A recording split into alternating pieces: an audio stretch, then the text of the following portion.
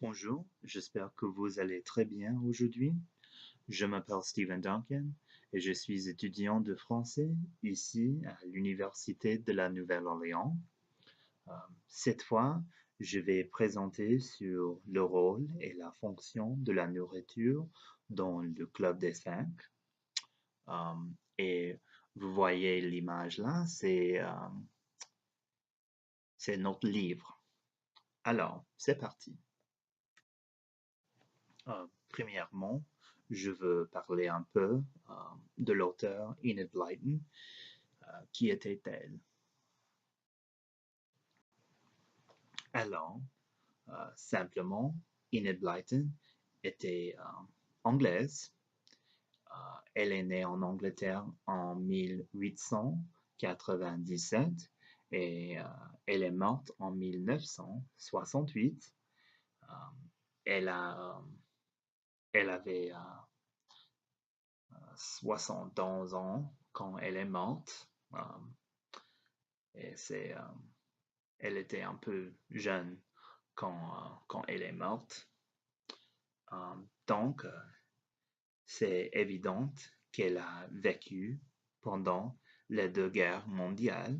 Euh, la Première Guerre mondiale, 1914 à 1918, et la Deuxième Guerre mondiale, 1939 à 1945.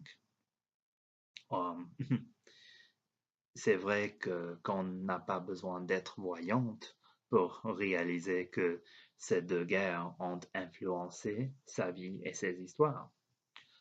Pendant ma recherche, j'ai trouvé une chose bien intéressante.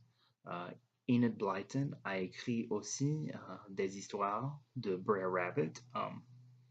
Ces histoires ont une connexion de la Louisiane parce que la population africaine les a apportés à la Louisiane pendant le 18e et 19e siècle. C'est bien intéressant ça. Et vous voyez deux images ici. L'image à gauche, c'est une photo de Enid Blyton et l'image au droit, c'est c'est euh, le livret de Brer Rabbit par euh, Enid Blyton.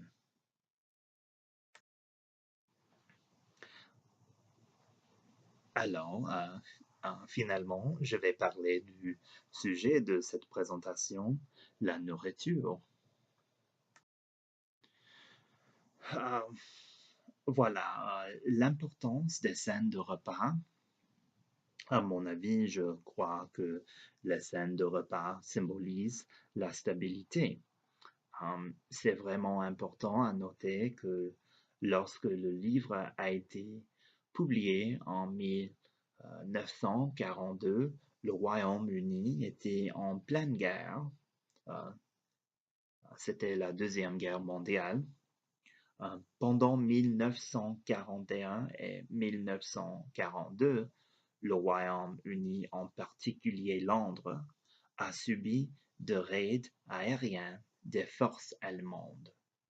Donc, je sens que Enid Blyton, comme tous les Anglais, a voulu en retour à une vie normale. Et vous voyez trois images. Euh, le Club des Cinq, ça c'est une autre version de notre livre.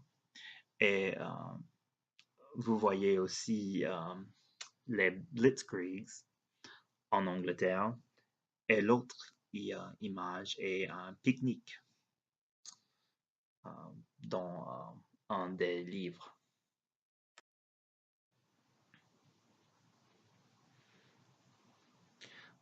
Alors, la nourriture est importante aussi dans le roman parce que le partage de euh, la nourriture fait des bons amis.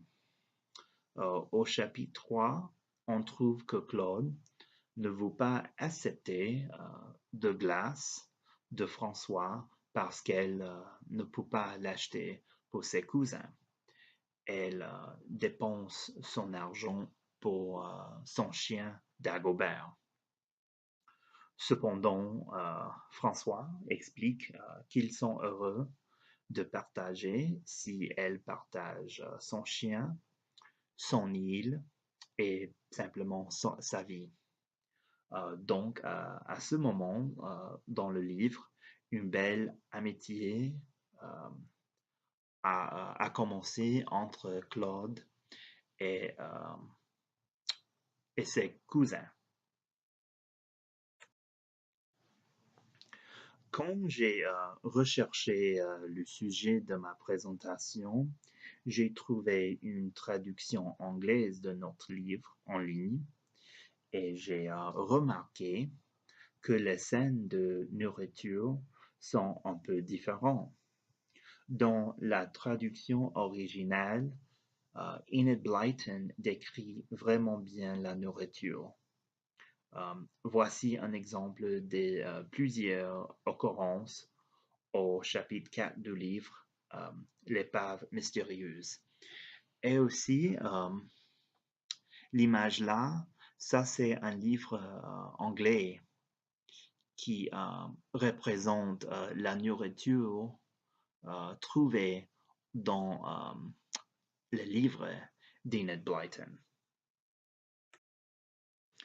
Et ici, il y a une comparaison entre la version anglaise et la version française.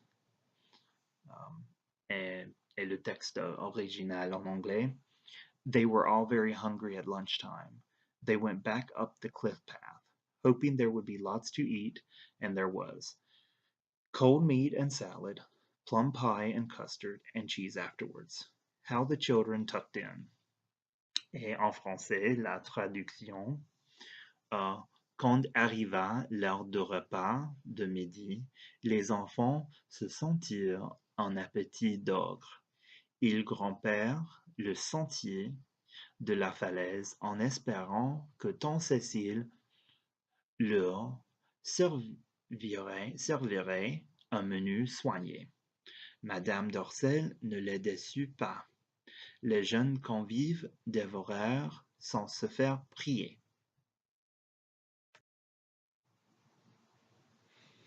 Et voilà, c'est tellement évident, au moins à mon avis, que la nourriture fonctionne comme source de bonheur.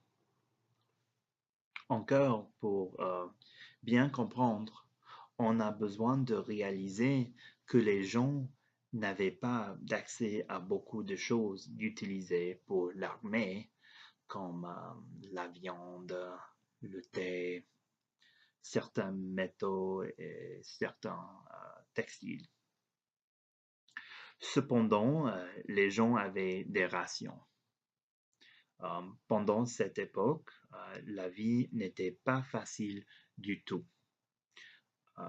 Donc, c'est facile à voir que les écrits d'Enid Blyton ont fonctionné comme une évasion à des temps meilleurs. En outre, peut-être Enid Blyton a écrit ce roman pour échapper à sa réalité et la nourriture et les bons repas lui ont rappelé des temps meilleurs. Et, l'image là, ça c'est un livre de rations pour les Britanniques dans la Deuxième Guerre mondiale. Excusez-moi. Et finalement, les conclusions.